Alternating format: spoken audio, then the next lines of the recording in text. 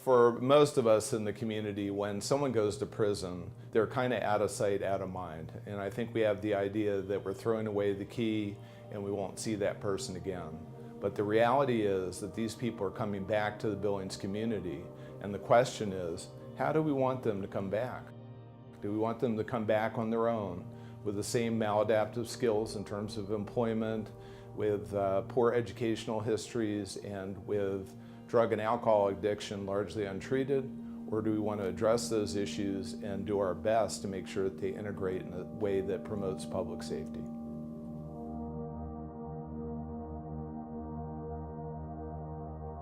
Obviously, a person who's in prison is not earning money, they're not supporting their families, they're not able to pay for medical care, food, room and board. So the costs of rehabilitation or preparing somebody for reentry is far less than the cost of incarceration.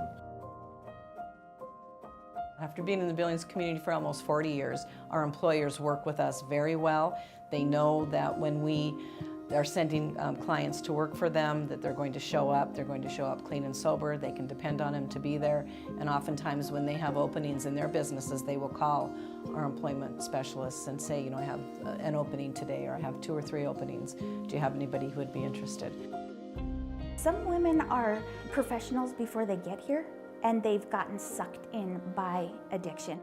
And they get their nurse's license back. We have CNAs and so professional women. But we also have women that are, you know, just learning what it looks like to work a 40-hour work week. And I think they get really excited when they are living a life that they didn't think they could ever live.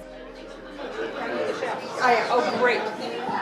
Soup is absolutely Thank you. Do you ever give a recipe? I do. I will go downstairs and write it down. That would be good. All right. I will do You've that. done a great job.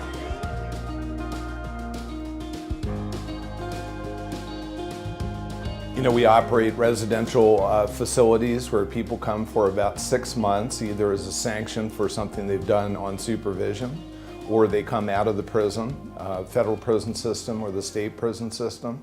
And we also operate a very robust jail alternatives program that offers a lot of options for the lower courts in Yellowstone County. If they're successful, then we're successful, and the community is a safer place. Hi, how's it going? Good, how are you? Doing good. Our main objective is to prepare the residents that come to our program, prepare them to transition into the community. Some of our residents are coming from the prison, from a jail. They may be coming directly from the community, struggling with a variety of things. And so our purpose, our objective is to identify what those are, develop the services, the programming that will help them transition back into community. How long you been here? 2 months. 2 months? How's things going with you? Real good. Yeah, real good. Yeah. Working? Yeah. Fire roofing is ready. Fire roofing, yeah, so you get the day off, right? Yeah. So William, you been doing all right with it? Yes, sir. Yeah? Yes, sir. Yeah, where are you working at now? I'm at Buffalo Wild Wings. Buffalo? Yeah. Working overtime. Yeah, you been talking to your dad? Yes, sir. You're looking good, man. Thank The you. last time I saw you, you were in a hospital bed. Yeah. I'm pretty much I'm healed. glad you healed up. You're looking healthy. Thank you. Yeah, thanks for your help. Yeah. Yeah, I'm glad we were able to get you here and get you back where you need to be. Every time you walk up or walk down these steps, this is reminding them, hey, you know, if I got problems, let me talk to somebody. I don't need to walk away because they will get you. And it says right there, you'll face up to 10 years in prison for escape. Well, those are all the consequences. So, maybe 1% of the clients that we have here walk away from our program. It's a very, very small percentage. So one of our primary functions here is what we call agenda checks, and it's a security function that is conducted by staff where we will actually physically go to a location where one of our residents says they are, and we want to make sure that they actually are at that location. When they sign out for work and they come back from work or they come back from a pass or anytime they've signed out from here and they come back, we will automatically do what we call a breathalyzer to make sure that they haven't been drinking. Our security checks that we do here are randomized, so we have what we call functions. There's a variety of different functions like a UA, which is a urinalysis test, which is a test to make sure they're not using any sort of drugs. We do pat downs to make sure they're not carrying any sort of contraband or weapons. We will do cell phone searches randomly to make sure that the client isn't, talking to people that they are not allowed to talk to. We do those on a randomized basis. That way it keeps the clients on their toes, and that way it's not a routine. But for the most part, yeah, our guys are, they're going to follow the rules so that they can get out and do the things that they need to do. The safety and the security of our community, it's a priority for us because it ensures accountability. Let's go around, and I want each of you to say which one of those thinking errors you think is your biggest problem. If you're not emotionally connecting with what you're talking about, just don't say it. Our focus obviously is the rehabilitation portion of a person sentenced. So there are punishments that have to go along with certain crimes, absolutely, and there are certain people that do have to go to prison for punishment. But a good portion of the people who end up in prison are coming out eventually. So coming to pre-release to get the skills to be able to cope and to manage real life and to find affordable housing and to find employment are all things that we consider the rehab portion of the program. Once we help these ladies identify what's causing the pain, what's causing the dysfunction, what's even causing the criminal behavior, then they're able to make those changes, and they're lasting changes. They're gonna last beyond their probationary time. They're gonna last because they wanna have a life. My case manager, Miss Allison, she really challenges me to be a better person. Because I've got some goals to just do anything I can for my children when the time comes. Because I kind of stopped dreaming about that because I just messed up so bad, I'm always locked up. I really think I can stay sober now. That's what I really want, and I think everything else will fall into place.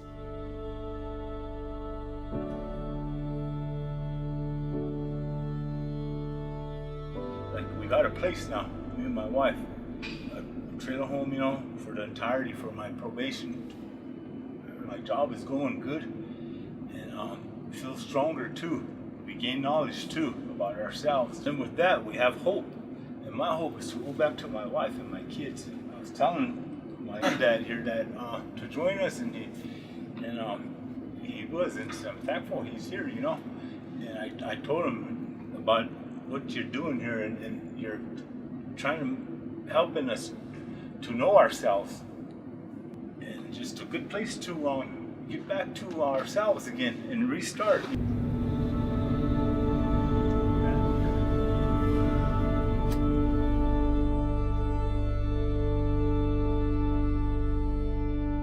I would venture to say 90% of all the folks that we deal with have drug or alcohol issues. They kind of just go hand in hand. I think very few people are actually get into crime without drug or alcohol involvement. Many of them, without being incarcerated, without having that type of intervention, wouldn't be able to stop using drugs or alcohol. And so when they're able to do that, they're able to have their life back. They're able to be contributing members to society again. Thank you for letting us come to your meeting this morning, ladies. But with us today, we have Director of the Department of Corrections, Reg Michael. I want you to understand that our intent is for you to change for the better and to have an opportunity to return to the community and be successful. So everything that you do in here, be proud of what you're doing. And when you return to the community, remember what you learned here. This whole process is about learning new tools that you can use when you get out of here. Everyone has people out there waiting for them to return. And my goal, I hope, is that you get back to your families, you get back to your loved ones, and you enjoy the rest of your lives. The past is the past. There is a future for everyone. So thank you for being serious about what is going on here, and I wish you all the best of luck. Thank you. But when I'm in general public, they don't even know that I'm a felon. And so if I get close enough to somebody and then I tell them I'm a felon, they're like, oh my gosh. So that makes me feel, it's like, so you wouldn't even know. When I first got there, it was kind of just coming out of prison, a structured environment, and then if I was to be thrown out on the streets right away, I don't know what I would have done. But going to Passages, it allowed me to learn budgeting, making schedules for when I needed to go to work. And today I get to go back into the Passages pre-release and into the Alpha House and share my story, a story of experience, strength, and hope that I never used to have. And I've gotten a lot of returns on that. You know, I'll see those women in the community or at meetings, or even come and apply for a job. That is just like, I heard your story at the pre-release, and I just can't believe that you went through what you did. If you can do it, I can do it. And I always tell them that is the truth. If I can do it, anybody can do it, because I am really nobody that's special at all. Just went through some tough stuff.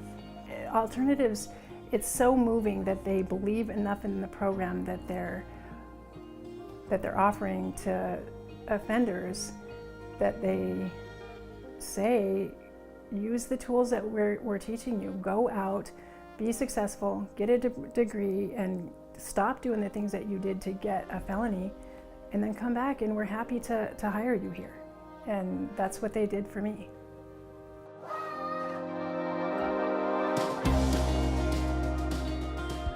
And I really make it no secret that I am them, that the difference between me and them is 8 years. And I know what it feels like to white knuckle it through the day. I know that the floor that they're living on is hard, and it's not because I'm speculating. It's because I lived there for 2 months. So in 2009, I forged a letter to the judge saying that I had completed treatment, which in fact I had not, and that resulted in a felony tampering with evidence charge and conviction. So now I am almost done with my master's degree. This summer I'll be done with that. And I live here with my 2 boys, and everybody's happy and everybody's healthy, and nobody's addicted to anything, and it's just become a way of life that I never imagined could happen to me. And what's interesting when you think about it is when they're here, they're successful, right? You know, you're here for 6 or 8 months out of your life. And so what does that say? A person will thrive in an environment with structure, with accountability, with knowing somebody cares about them. And, you know, some of the basic human needs, right? I've been trying to hold on to these childish ideas, but these childish ideas just don't serve me no more. Think life should be easy, but sometimes life is so cold. I gotta pack my own heat. I'm standing on my own 2 feet, and I don't know what my future holds. Don't know where I'm going. Oh, I know I ain't folding. I think I got this, but if I don't, I'm not alone, not alone.